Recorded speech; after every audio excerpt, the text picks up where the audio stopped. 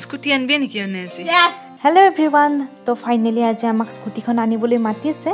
গতিকে ৰাতিপুৱা 6 মান বজাতেই উঠি গুৱাহাটীৰ পৰা মই টিহু আহি পালোঁ।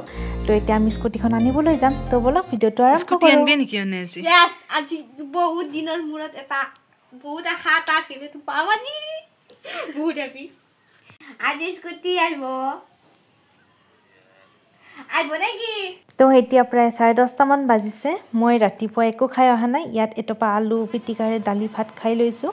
আৰু আমি নলবাৰী আহি পালোঁ। এতিয়া দেখিছেনে, আমি দিশান্ত হিৰো নামৰ এই ডিলাৰ্ছটোত আহি পালোঁ। ইয়াতে আমাক মাতিছিলে প্ৰায় 2 মান বজাত আহিবলৈ কৈছিল, কিন্তু এক্সাইটমেণ্ট দেখিছেনে, আমি পুৱাই আহি পাইছোঁ 12:30 মান বজাত। এতিয়া আৰু কি ৰখি আছোঁ 2 মান বজালৈ।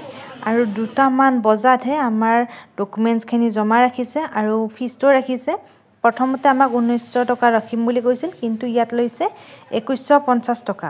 যিসকলে ছেফগাৰ্ড লগাইছে স্কুটিখনৰ তেওঁলোকৰ কিন্তু 5,500 টকা লৈছে, কিন্তু আমি লগোৱা নাই, সেইবাবে আমাৰ 2150 টকা লৈছে। এতিয়া ক্লিয়াৰ কৰি দিছোঁ। আৰু এইফালে চাওকচোন, কাম চলি আছে স্কুটিবিলাকৰ। কেইটা বাজিল দিগো?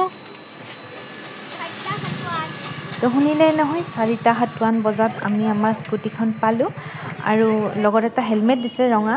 আৰু এতিয়া স্কুটিখনত 300 মান টকাৰ তেল ভৰাই লৈ এতিয়া পেট পূজা কৰিবলৈ লৈছোঁ।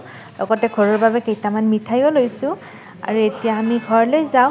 দেউতাই আগে আগে স্কুটিত আৰু আমি পিছে পিছে।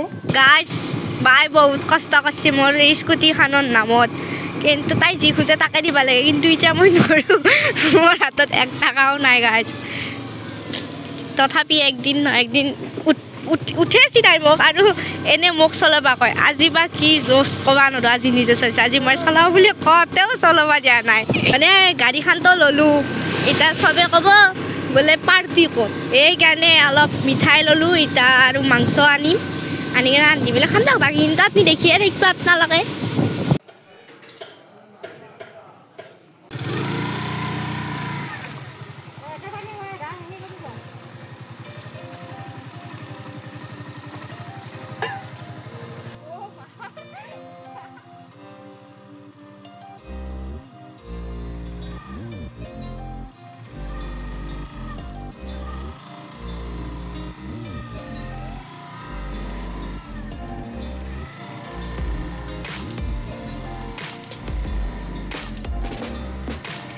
দেখিছেই নহয়, আমাৰ ঘৰৰ নতুন সদস্যখনক মায়ে কেনেদৰে ৰাস্তাৰ পৰা ঘৰলৈকে আদৰি লৈ গৈ আছে। আৰু এইটো হৈছে আমাৰ ৰঙা হেলমেটটো, যিটো ডিক্কিত ফ্ৰী দিছে। আৰু এয়া হৈছে আমাৰ মাংসৰ টোপোলা। আজি ৰাতি খানা হ'ব। তো চাওক, এইফালে আমাৰ মাংস বনাই আছে। আজিৰ ভিডিঅ'টো যদি ভাল লাগে নিশ্চয় লাইক কৰিব আৰু চেনেলটো ছাবস্ক্ৰাইব কৰিব। বাই।